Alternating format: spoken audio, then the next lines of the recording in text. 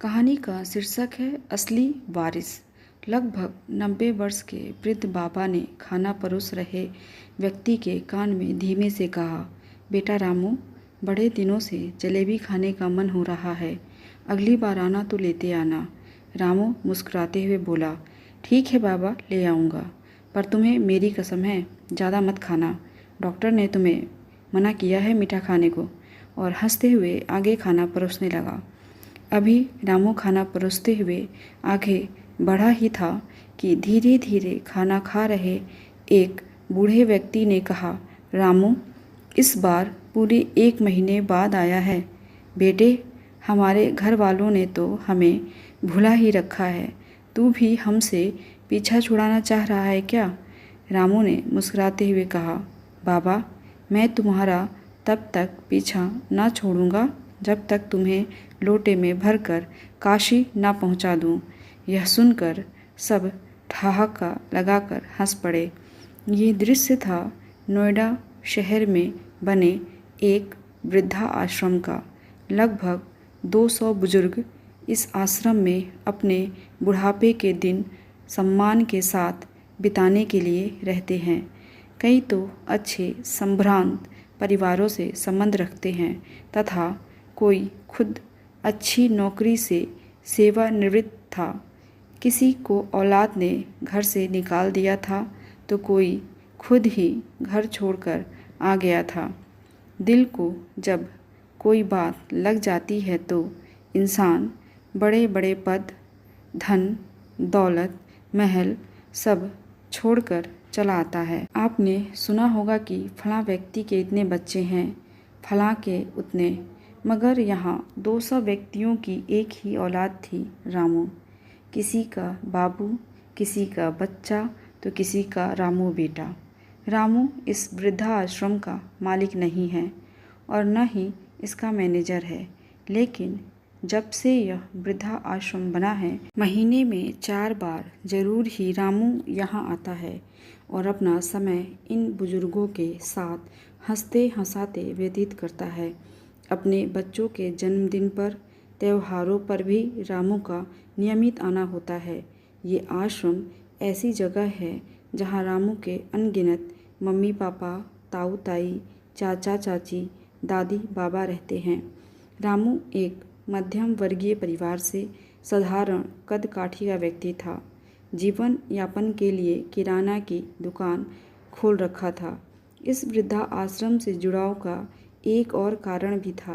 रामू को विश्वास हो गया था कि जब से वह आश्रम में आने लगा है, उस पर ईश्वर की अनुकंपा बहुत अधिक बढ़ गई है। दूसरा, रामू ने अपने परिवार में 3 पीढ़ियों को एक दूसरे की सेवा करते हुए देखा था। रामू जान गया था कि निश्चल मन से की गई सेवा का साक्षी स्वयं ईश्वर होता है।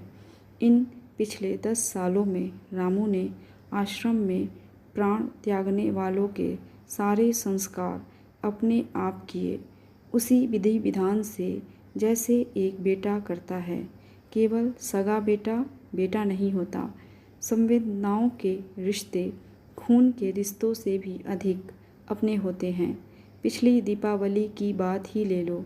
दीनू चाचा ने जिद पकड़ ली कि मुझे वो ही कुर्ता पहनना है जो रामू लाया था, जबकि वो कुर्ता तो पिछले महीने ही फट चुका था। मगर क्या करें, बुढ़ापे और बचपन का स्वभाव बिल्कुल एक जैसा होता है। दीनू चाचा ने जिद पकड़ ली तो पकड़ ली। केयर टेकर ने मैनेजर को बताया कि चाचा ने आज सुबह से खाना नहीं खाया है और ये जिद पकड़ ली है। मैनेजर ने रामू को फ़ोन किया तथा रामू की दीनू चाचा से बात कराई। रामू ने चाचा को समझाया, तब जाकर चाचा ने खाना खाया। दोपहर तक रुपए पैसों का जुगाड़ करके शाम को लक्ष्मी पूजन के बाद रामू पत्नी और बच्चों के साथ वृद्धा आश्रम पहुंच गया। जैसे ही बुजुर्गों ने रामू को अपने बीच देखा, खुशी का ठिकाना नहीं रहा। सबसे पहले रामू दीनू चाचा के पास पहुंचा और कुर्ता पैजामा देते हुए बोला, ये लो चाचा, अब तैयार हो जाओ।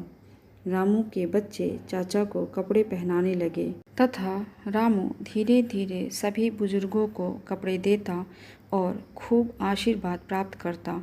सभी के साथ रात का खाना खाकर रामू अपने घर वापस लौट आया। दीपावली से 2 दिन बाद फिर मैनेजर का फ़ोन रामू के पास आया कि दीनू चाचा की तबीयत खराब हो गई है, वो तुम्हें ही बुला रहे हैं।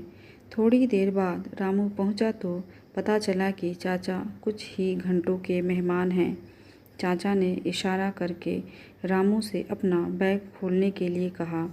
रामू ने चाचा का बैग खोलकर देखा तो एक मैले से कपड़े में कुछ बंधा हुआ है। चाचा ने उसे रामू की जेब में रख दिया और एक लंबी सांस लेकर दुनिया को राम नाम सत्य कह दिया। चाचा के क्रिया कर्म आदि के चक्कर में रामू को उस छोटी सी पोटली को खोलने का समय नहीं मिला।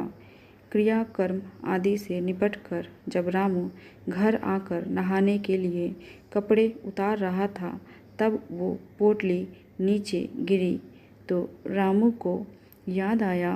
रामू ने उसे खोलकर देखा तो बहुत ज़ोर ज़ोर से रोने लगा। उसकी पत्नी और बच्चे भी वहाँ आ गए। रामू की पत्नी ने जब उस पोटली को अपने हाथ में लिया और देखा तो उसमें 10, 20, 50, 100 के बहुत सारे नोट थे। पत्नी ने नोट गिने तो 5,000 रुपये निकले। दीनू चाचा अंत समय में रामू को अपना असली वारिस बना गए।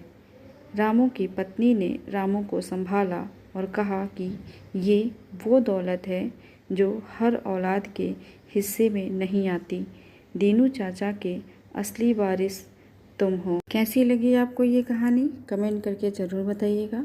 ऐसी ही कहानियाँ सुनने के लिए चैनल को सब्सक्राइब कर लीजिए। मिलते हैं अगली कहानी के साथ। धन्यवाद।